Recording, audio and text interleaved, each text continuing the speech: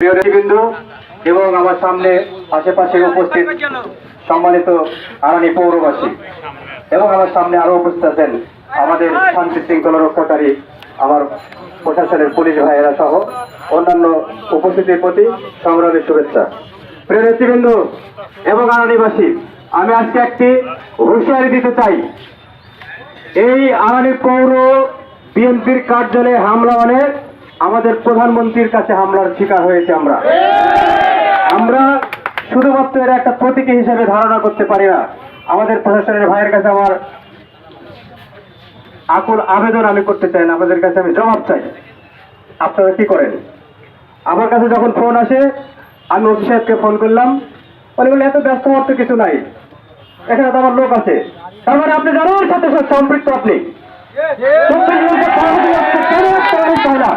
কেন একটা মানুষের গ্রেফতার হয় না? ও আপনারা তো 17 বছর সন্দেহজনক ভাবে আমাদের ঘরে থাকতে দেননি, তাহলে আরানি পার্টি অফিসে হামলা হলো। আমি ওসি মহোদয় আপনাকে বিনয়ের সাথে বলতে চাই, আপনি কি করলেন? এখন পর্যন্ত একটা গ্রেফতার হলো না কেন? সন্ত্রাসীদেরকে আপনি চিনেন না নাকি ঘরে বসে আছেন তাদেরকে নিয়ে? আমি আরানিবাসীকে সজাগ থাকতে বলবো।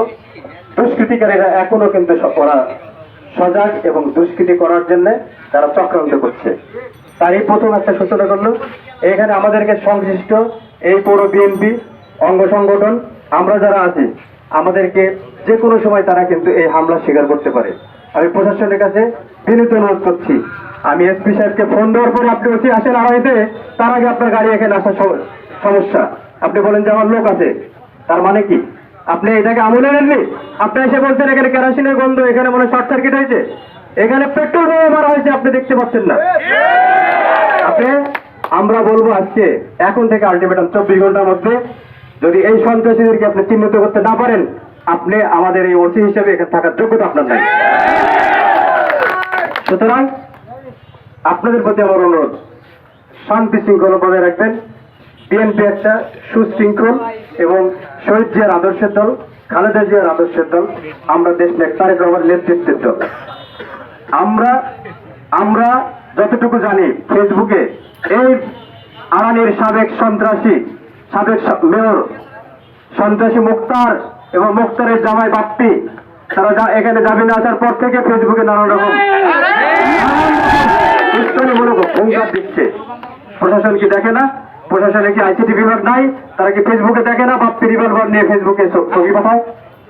আপনারা তাদেরকে সুন্দরভাবে জামাই আদরে আড়াইতে বসবাস করার সুযোগ করে দিচ্ছেন। কেন? এই মুক্তার আওয়ামী লীগের সময় অস্ত্র মামলায় গ্রেপ্তার হয়েছে না? 5টা মামলায় সে গ্রেপ্তার হয়েছে আওয়ামী লীগের সময়, আওয়ামী লীগ করা মানুষ।